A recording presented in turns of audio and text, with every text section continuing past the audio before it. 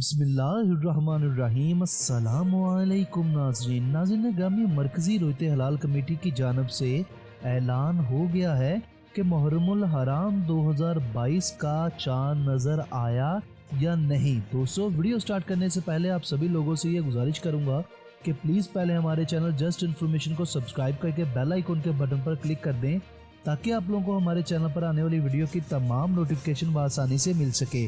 नाज़रीन ग्रामी, आज मुहर्रमुल हराम का चांद देखने के लिए मरकजी रोयते हलाल कमेटी का इजलास इस्लामाबाद में मुनक्किद करवाया गया था, जिसकी सदारत मौलाना अब्दुल खबीर आज़ाद कर रहे थे। दोस्तों, मौलाना अब्दुल खबीर आज़ाद ने हतमी तौर पर ऐलान कर दिया है कि मुहर्रमुल हराम का चांद नजर आ चुका है। यकम मुहर्रम 2022 30 जुलाई बरोज हफ्ते को होगी। नाज़रीन ग्रामी, 9 मुहर्रम 7 अगस्त 2022 और 10 मुहर्रम 8 अगस्त 2022 को होगी। इसी के साथ अपने होस्ट अवैस पारा को इजाजत दें। खुदा हाफिज।